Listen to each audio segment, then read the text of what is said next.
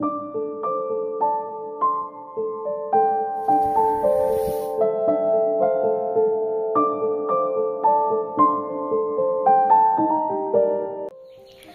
Everyone, good morning. আমি Anumita, blogger অনুমিতাতে তোমাদের সবাইকে জানাই অনেক ভালোবাসার অনেক স্বাগত। আই হোপ তোমরা খুব ভালো আছো, সুস্থ আছো। আর সকালবেলায় এখন হচ্ছে 6:30, মানে 7টার মতো বাজেনি, তো 7টারও আগে। তো দেখো কত পরিমাণে কুয়াশা পড়েছে, একদম কুয়াশায় কিন্তু চারিদিকটা পুরো অন্ধকার হয়ে আছে। আর দেখছি যত বেলা হচ্ছে তত কিন্তু কুয়াশাটা একদম পুরো মানে আরো ঢেকে যাচ্ছে। এই যে দেখো কত কুয়াশা। যখন আমি 5:30টার সময় উঠেছিলাম তখন কিন্তু এতটা কুয়াশা ছিল না। দেখো এখন বাজতে চললো 7টা, যত বেশি বেলা হচ্ছে তত বেশি কিন্তু কুয়াশায় ঢেকে যাচ্ছে। দেখতে পাচ্ছ প্রচুর পরিমাণে কুয়াশা পড়েছে দেখো। আর আমাদের কুলগুলো দেখো একদম পুরো বৃষ্টির জলের মতো কিন্তু সব জল হয়ে আছে। এই যে দেখো কুল গাছের পাতা, কুল। এখন চলে এসেছি রান্না বান্না সব কিছু সেরে, অনেকটা দূরে কিন্তু গোবর নিতে এসেছি। একটা সময় আমাদের গরু ছিল 1 বছর আগে, কিন্তু এখন আর গরু নেই, সেই জন্য কিন্তু অন্যের বাড়ি থেকে গোবর নিতে হয়। কারণ গরু যাদের আছে তারা জানে কিন্তু কতটা পরিশ্রম করতে হয়। আসলে গরু নেই তারও কিন্তু কারণ আছে। গরুতে যতটা পরিমাণে খাটুনি তার থেকে কিন্তু হচ্ছে আমার শাশুড়ি মা একটু অকাজই বেশি করতো সারাটা দিন গরুর পিছনে। সেই জন্যই কিন্তু ওনার শরীরের দিকে তাকিয়েই কিন্তু আমরা গরুটা আমার বড় ননদকে দিয়েছিলাম, আর বড় ননদ হচ্ছে আমার মাসিমাদের কাছে বিক্রি করে দিয়েছে। ঠিক আছে, শুধু মানুষকে সুস্থ রাখার জন্যই কিন্তু আমরা ছেড়ে দিয়েছি, না হলে আমরাই কিন্তু দেখাশুনো সব কিছুই করতাম, কিন্তু ওই যে অকাজটা বেশি করতো। চাষি মানুষ আমরা, সেই জন্য কিন্তু অবশ্যই উঠোন গোবর দিতে হয়। আর তাছাড়াও কিন্তু বড় উঠোন থাকলে কিংবা গ্রামের প্রত্যেকটা বাড়িতেই কিন্তু উঠোন লেপা দেওয়া হয়। আর আমাদের যেহেতু ধান উঠবে সেই জন্যই কিন্তু উঠোনটা আরও প্রয়োজন। তো ধান একেবারেই পেকে গেছে, তো এবছর আমাদের কিন্তু লেবার দিয়ে ধান কাটা হবে না, এবার কিন্তু মেশিন দিয়ে কাটা হবে। এখন দেখো বেগুন খেতে চলে এসেছি, আর এই যে দেখো একটা বেগুন অনেক বড় হয়েছে কিন্তু বেগুনটা দেখতে পাচ্ছ। আর সাথে দেখো এখানে কিন্তু একটু পোকায়ও কেটেছে, এই যে দেখো পোকায়ও কেটেছে। তো এখন দেখো বেগুনগুলোকে তুলে নিচ্ছি। এই যে দেখো 3টে বেগুন হয়েছে দেখো। আর কতগুলো দেখো বেগুন গাছ, এই দেখো কতগুলো বেগুন গাছ। বেগুন গাছগুলো কিন্তু আমাদের নয়, আমার যাদের কিন্তু বেগুন গাছ। তো বলল যে আমাদের বেগুন গাছগুলো একটু ভিডিও করে দাও, সেই জন্য কিন্তু করে দিলাম। এদিকে তারপরে চলে এসেছি দেখো মাঠে ধান কাটতে, আমার হাজব্যান্ডও কিন্তু কেটেছে। আজকে হচ্ছে সোমবার, সেই জন্য কিন্তু প্রথম আমাদের কাটা দেওয়া হলো। এবছর যেহেতু লেবার লাগানো হচ্ছে না, মেশিন দিয়ে কাটানো হবে, সেই জন্য কি হবে না হবে আর কবে মেশিন আসবে তারও কিন্তু ঠিক নেই।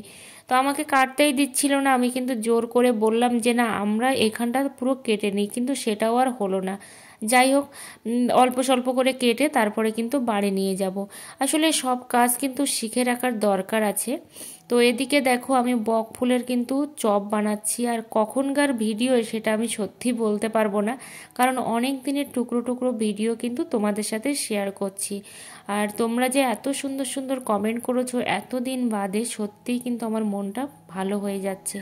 আসলে সময় পেয়ে উঠছি না ভিডিও করার। তো এখানে কাটা আছে দেখো বেগুন দিয়ে আলু দিয়ে কাটা আছে, তো গতকালকে কিন্তু কাটা ছিল, আর এটা আমি ফ্রিজে দিইনি, তার জন্য একটু শুকনো শুকনো মতো মনে হচ্ছে। এটা যখন জল দেবো তখন কিন্তু আবার ফ্রেশ হয়ে যাবে। গতকালকে রান্না করিনি, কেটেই রেখেছিলাম, ভেবেছিলাম রান্না করব, বাট করা হয়নি।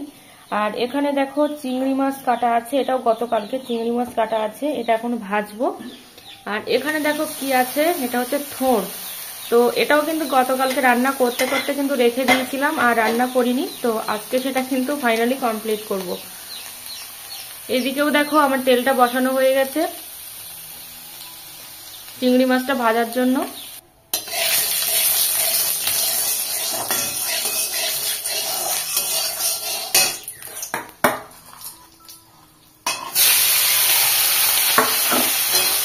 তো এই চিংড়ি মাছগুলো কিন্তু 3টে তরকারি দিয়ে রান্না করবো, বুঝলে তো, 3খানা তরকারি দিয়ে রান্না করবো এটা।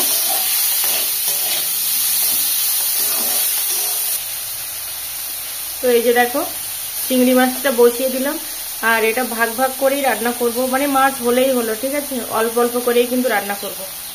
তারা আমার মতো একদম প্রত্যন্ত গ্রামের বউ, তারা কিন্তু জানো যে গ্রামের মানুষদের অঘ্রাণ মাস পৌষ মাসে ঠিক কতটা পরিমাণে কাজ থাকে। এত পরিমাণে কাজের চাপ যে তোমাদেরকে কিন্তু ভিডিও দেব সেইটুকু টাইম আমি পাচ্ছি না। সেই জন্য আমি ওই অল্প অল্প করে ভিডিও বানিয়ে সেটা এডিট করা হয়ে উঠছে না, ওইভাবেই কিন্তু রেখে দেওয়া হয়ে যাচ্ছে। তো এদিকে আমি রান্নাবান্নাটা করে নিচ্ছি, মাঝে মধ্যে উনুনে করছি, মাঝে মধ্যে গ্যাসে করছি। মনে হচ্ছে আমার যদি 4টে হাত পা বা কিংবা তার থেকেও বেশি হাত পা হতো তাহলে বোধহয় বেশ ভালোই হতো, কারণ এতটা পরিমাণে কষ্ট হয়ে যাচ্ছে যে কি বলবো। সত্যি পাশে যদি একজন রান্না করে দেওয়ার মতো মানুষ হতো তাহলে হয়তো বাইরের কাজগুলো আমি নিশ্চিন্তে করতে পারতাম। আর আমার দাদা ভাই দিদি ভাইরা যে আমাকে এত সুন্দর সুন্দর কমেন্ট করেছে, তোমাদেরকে অনেক অনেক ধন্যবাদ যে এতদিন পরেও আমাকে মনে রেখেছো। তো আমি চেষ্টা করব এই কাজগুলো একটু কমে গেলে তোমাদেরকে রেগুলার ভিডিও দেওয়ার, কিন্তু সত্যি রেগুলার ভিডিও দেওয়া হয়ে ওঠে না। আরেকটা কি বলো তো, যারা ব্লগ ভিডিও বানাও তারা কিন্তু জানো যে ঠিক কতটা পরিশ্রম করতে হয়, আর ঘুরে ঘুরে কাজ করার মধ্যে না পরিশ্রমটা অনেকটাই বেশি। তো এখানে দেখো রান্নাবান্নাটা সেরে তারপরে যাব আমি অন্য কাজে। তো খুব কষ্ট হয়ে যাচ্ছে রান্না করতে, সত্যি কথা। এখন হচ্ছে খুব বেশি কিন্তু বাজে না, প্রায় হচ্ছে 7:30টার কাছাকাছি বাজে। আর রান্নাটা করে নিই বলে সারাদিনের কিন্তু প্রেশারটা অনেকটাই আমার কমে যায়। তো এইভাবেই কিন্তু তোমরা আমার পাশে থেকো, আর আমার ব্লগের যদি কোনো পার্ট তোমাদের ভালো লেগে থাকে অবশ্যই একটা লাইক কমেন্ট করে দিও। তো একটা দিদিভাই আমাকে কমেন্ট করেছিল যে আমার ফেসবুকের লিঙ্কটা দিতে, তো আমার ফেসবুকের লিঙ্কটা অবশ্যই তোমাদেরকে শেয়ার করব। তার আগে বলি আমার চ্যানেলের নামগুলো। তো ফেসবুক প্রোফাইলটার নাম হচ্ছে অনুমিতা মণ্ডল, আর একটা আছে অনুমিতা, আর একটা আছে সবুজ অনুমিতা। ঠিক আছে, অবশ্যই তোমরা কিন্তু ফলো করে দিও আর পাশে থেকো। আর তোমাদের প্রত্যেককেই বলবো তোমরাও কিন্তু ইউটিউবের পাশাপাশি ফেসবুকে কাজ করতে পারো, কারণ আমরা যে ভিডিওগুলো ইউটিউবে পোস্ট করছি সেইগুলো কিন্তু আমরা ফেসবুকেও পোস্ট করতে পারি। তাতে করে কি হবে, তোমাদের কিন্তু ডবল আর্নিং হবে। তাই বলে বলবো না যে লক্ষ লক্ষ টাকা আর্নিং হবে, কারণ সত্যি কথা যারা লক্ষ লক্ষ টাকা আর্নিং করে তারা কিন্তু অনেকটা কষ্ট করে তবেই কিন্তু ওই জায়গাতে পৌঁছেছে, ফেস ভ্যালু তৈরি করেছে তারপরেই কিন্তু। তো সেই জন্য কিন্তু অবশ্যই আগে পরিশ্রম করতে হবে, তারপরে কিন্তু জায়গাতে পৌঁছাতে হবে। আর আমি যে ফেসবুকের পেমেন্টটা কি করে পেলাম অবশ্যই কিন্তু তোমাদেরকে আমি বলবো যে আমি কত পেমেন্ট পেয়েছি, আগে পেমেন্টটা আমার হাতে আসুক তারপরে তো তোমাদেরকে বলবো। শুধু তো ওনারা আমাকে পেডটা দেখিয়েছে কিন্তু পেমেন্টটা তো এখনও করেনি, কারণ তোমরা সবাই জানো যে ডলার আর আমাদের ইন্ডিয়ান রুপিস দুটো কিন্তু আলাদা হয়। তো দেখতেও যেমন আলাদা, শুনতেও তেমন আলাদা। তো কিভাবে আমি এই পেমেন্টটা পেয়েছি অবশ্যই তোমাদের সাথে কিন্তু শেয়ার করব, আর সাথে কত দিচ্ছে সেটাও কিন্তু বলবো। ঠিক আছে, তবে খুব অল্প দিনে যে আমি ফেসবুক থেকে আর্নিং করতে পারবো সেটা সত্যিই ভাবিনি, আমার কল্পনারও বাইরে ছিল এটা। তো চলে এসেছি ধনে পাতা তোলার জন্য। এখানে দেখো ছোট্ট ছোট্ট ধনে পাতা হয়েছে, সেগুলো তুলে নিচ্ছি। তো একেবারে কিন্তু গোড়া থেকে আমি তুলবো না, ছোট ছোট ডাল কেটে কেটেই তুলবো, যাতে করে কিন্তু এই ধনে পাতাটা পরবর্তীকালে যেন পাশ থেকে আবারও বের হয়, তাহলে পাতাটাও নষ্ট হবে না, পরপর খেতেও পারবো। তো এখন হচ্ছে দুপুরবেলা, প্রায় 2:10-20 এরকম বাজে। তো দেখো মুরগিগুলোকে কিন্তু আমি ওখানে খেতে দিয়েছি, কারণ বাড়ির মধ্যে না প্রচুর পরিমাণে অত্যাচার করছে সেই জন্য। আর আমার খাওয়া হয়ে গেছে, আমার হাজব্যান্ডের খাওয়াও হয়ে গেছে। তো এখন যাব মাঠে। মাঠে বলতে হচ্ছে আমাদের আজকে মেশিন এসেছে ধান কাটবে। তো প্রত্যেক বছর হচ্ছে লেবার দিয়ে ধান কাটানো হয়, বাট এবছর হচ্ছে আমাদের মেশিনে ধান কাটা হবে। জানি না কেমন হবে, কারণ এই হচ্ছে ফার্স্ট টাইম মেশিনে কাটানো হচ্ছে। তো চলো, ওই যে হয়তো তোমরা আওয়াজ পাচ্ছ মেশিনের, তো ওখানে যাব এখন, কারণ কি কি করতে হয় না করতে হয় আমি সত্যি জানি না। তো এখন হচ্ছে একদম ভর দুপুর, আর আমার চোখের না প্রচণ্ড পরিমাণে প্রবলেম হচ্ছে। মানে মাঝে তো আমি একদমই চশমা পরতাম না, কিন্তু এখন যদি চশমা ছাড়াই আমি কোনো কিছুই দেখতে পাচ্ছি না, এরকম হচ্ছে। সব যেন ঝাপসা ঝাপসা, আর সব সময় যে একটা ফোনের উপরে যে একটা রিফ্লেক্ট পড়ে না, তার জন্য আরও বেশি প্রবলেম হচ্ছে। তো চলো মাঠের দিকে যাওয়া যাক, দেখি। আর একটা কিন্তু হালকা করে চাদরও নিয়ে নিয়েছি, কারণ প্রচুর পরিমাণে হাওয়াও দিচ্ছে, ঠান্ডা ঠিক না কিন্তু হাওয়া পড়ছে।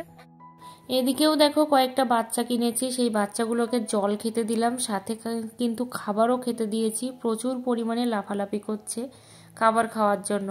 আর যেহেতু ম্যাশ খায় তো প্রচুর পরিমাণে কিন্তু জলও প্রয়োজন হয়, তো সেই জন্য অনেকটাই কিন্তু অসুবিধা করে। এই জমি তো আমাদের জমি, তো একটু কাঁচা কাঁচা কাটে না, এই জমিটা বেকার লোকের দিয়ে দিন। এইখানে দেবো, দেখো এইখানে দেবো, আরো সরে যাও।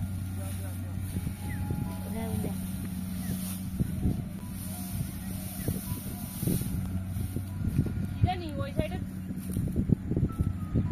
তো লোকের জমি, রেখে দাও না।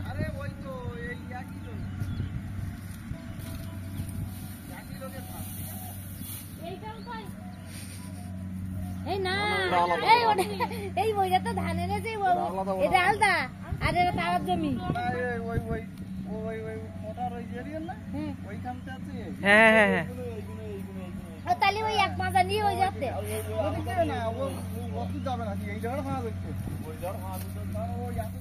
চলে এসেছি দেখো মাঠে, আর সেই কিন্তু দুপুরবেলা থেকে মাঠের ধান গোছানো চলছে। যেহেতু মেশিন চলে এসেছে, আজকে কিন্তু ধান কাটার কোনো কথাই ছিল না, কিন্তু পরে দেখা গেল যে না, এই মেশিন যদি চলে যায় তাহলে কিন্তু আমাদের অসুবিধা হয়ে যাবে। ওই যে দেখো, এই যে দাঁড় করানো ধানগুলো, এগুলো হচ্ছে আমাদের। আর এই জমিটাও কিন্তু আমাদের, কিন্তু কোনো একটা কারণের জন্য আমাদের বন্ধক দেওয়া হয়েছে জমিটা, তো এবছর ছাড়িয়ে নেব আশা করছি। তো এখানে দেখো আমার হাজব্যান্ড কিন্তু অন্য লোকের ধান বইছে, নিজের ধান কখনোই কিন্তু মাথায় করে বয়নি, যেহেতু হচ্ছে পাশে একজনকে কিন্তু হেল্প করার জন্য বয়ে দিচ্ছে। ঠিক আছে, তো বললো আমাকে একটু ভিডিও করো, সেই জন্য করলাম। 3টে করে 2 হাতে নাও। দেখো আমিও কিন্তু অন্য একজনকে হেল্প করে দিচ্ছি, মানে আমার হাজব্যান্ড যাকেই মানে ধান বয়ে দিচ্ছিল, তো তার যে ধানই কিন্তু আমি এখানে বোঝাটা সাজিয়ে দিচ্ছি। এই চাষি মানুষগুলো আছে বলেই কিন্তু পৃথিবীর প্রত্যেকটা মানুষই কিন্তু ভাত খেতে পারে। সে যে ধানই হোক, সেটা বেশি দামের চাল হোক আর কম দামের চাল হোক, সেটা বড় কথা নয়, প্রত্যেকটা ধানই কিন্তু এই চাষিরাই ফলায়। তো খুবই কিন্তু কষ্ট করতে হয় এই ধানের পিছনে। যারা কষ্ট করে তারা কিন্তু জানে ঠিক কতটা কষ্ট হয়। তো এখানে দেখো এই ধানগুলো বোঝা সাজিয়ে তারপরে কিন্তু বাড়ি নিয়ে যাবে, আর ততক্ষণে কিন্তু আমাদের মেশিনও চলে আসবে। এইভাবে যদি সবাই সবার পাশে থাকতো, হেল্প করতো, তাহলে আমাদের কত ভালোই না হতো, তাই না বলো? সেটা কিন্তু আর হয় না। ঠিক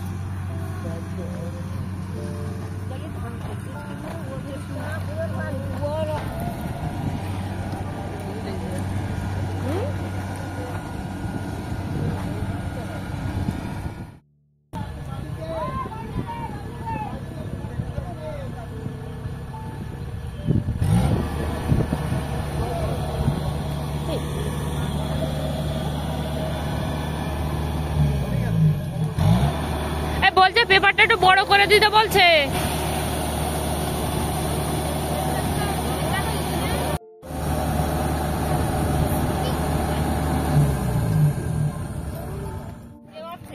মালিক আইডিয়া কাজে কাজে ধানে তুলে যাবে। আরে বাচ্চা ওয়ালা চলা দিকে দাও তো আইডিয়া করেগে ও আইডিয়া কত করেগে রোজ বাকি হ্যাঁ আরে বাচ্চা চলা যায়নি ধর ঢাকা দে হাঁটা ক্যামেরাটা খুলতে গিয়ে দেখো কার ক্যামেরা ভালো। যেহেতু এই মাঠে আমাদের প্রথমবার মেশিন আসলো, ধান কাটা মেশিন, সেই জন্য কিন্তু অনেক লোক জমা হয়ে গেছে ধান কাটা মেশিন দেখার জন্য। সবাই কিন্তু কথা বলছে। আর দেখো ধানগুলো কিন্তু এখানে ফেলে দিয়ে গেল, আর আমরা কিন্তু এই টিন দিয়ে ভরে ভরে বস্তার মধ্যে ভরে নিচ্ছি, কারণ এখান থেকে আমাদের বাড়িটা কিন্তু অনেকটা দূর, সেই জন্য কিন্তু এখানে বস্তায় ভরে তারপর ভ্যানে করে নিয়ে যেতে হবে। ঠিক আছে, তো মেশিনটা যেদিকে আছে সেদিকে আর দেখানো হয়নি, কারণ আমি একজনের হাতে ফোনটা দিয়েছি। আমরা যেভাবে বস্তা ভরছিলাম ওইভাবে দেরি হয়ে যাচ্ছিল, সেই জন্য দেখো এইভাবে কিন্তু বস্তাটা ভরে নেওয়া হচ্ছে। আর এখানে কিন্তু অনেক মানুষই হেল্প করে দিচ্ছে, এটাই হচ্ছে সব থেকে বড় কথা, যে যে যেভাবে পাচ্ছে সে কিন্তু সেইভাবেই হেল্প করে দিচ্ছে আমাদেরকে। সত্যি খুব ভালো লাগছে যে এইভাবে আমাদের পাশেও মানুষ আছে। তো এখানে দেখো আমরা হচ্ছে কি করছে বলো তো, ধানগুলো কিন্তু সরিয়ে দিচ্ছি। ওই যে প্লটটাতে ধান কাটছে ওটাও হচ্ছে আমাদের ধান। আবার এই যে মাঝখানে দেখতে পাচ্ছ ধান কাটা হয়ে গেছে, এই প্লটটা কিন্তু পার হয়ে আবারও কিন্তু আমাদের ধান আছে। তো টোটাল হচ্ছে আমাদের 8.5 বিঘে জমির ধান কাটবে আজকে। এবছর আমরা 8.5 বিঘেই করেছি, তো সেটাই ধান কাটবে। আর বাকি জমিগুলো আমরা করি না, লোকের কাছেই দেওয়া আছে। তো এখানে দেখো ধান কাটা মেশিনটা অনেকটা দূরে চলে গেছে আর একদমই সন্ধ্যা হয়ে গেছে, তো সেই জন্য আর তোমাদেরকে কিছুই শেয়ার করতে পারছি না। আর এখানে দেখো ধানগুলো কিন্তু সরিয়ে সরিয়ে দেওয়া হচ্ছে যাতে করে মেশিনটা আসতে সুবিধা হয়। তো তোমাদের কারোরই কমেন্টের রিপ্লাই আমি আজকে করতে পারলাম না। সবাই ভালো থেকো, সুস্থ থেকো। পরে কোনো ব্লগে কিন্তু তোমাদের প্রত্যেকেরই কমেন্টে রিপ্লাই করে দেব। আর একটা দাদাভাই আমাকে কমেন্ট করেছে যে জানালার পর্দাটা না আমরা দিই, সেখানে আমরা কেন কাঠ লাগাইনি। তো ওখানে আমরা কাঠ লাগাইনি, সত্যি কথা খুব সমস্যার মধ্যে আছি, সেই জন্য কিন্তু আমরা আমাদের রুমটাকে রিপেয়ারিং করতে পারিনি। যেদিন সব কিছু করবো, জানালা দরজা থেকে শুরু করে সব কিছু করবো, সেদিন কিন্তু আমরা কাঠটা লাগিয়ে দেব, ঠিক আছে। তো আরও ডিটেলসে আমি বলতে পারলাম না, তো যেটুকু বললাম অবশ্যই দাদাভাই বুঝে যাবে যে আমি কি বলতে চেয়েছি। তো তখন কিন্তু সব কিছুই হয়ে যাবে। সবাই ভালো থেকো, সুস্থ থেকো, আর তোমাদের সাথে দেখা হচ্ছে পরের কোনো ব্লগে। ততক্ষণ যদি আমার ব্লগটা ভালো লেগে থাকে অবশ্যই একটা লাইক কমেন্ট করো। চ্যানেলে নতুন বন্ধু হয়ে থাকলে চ্যানেলটা সাবস্ক্রাইব করে কিন্তু পাশে থেকো। টাটা সবাইকে।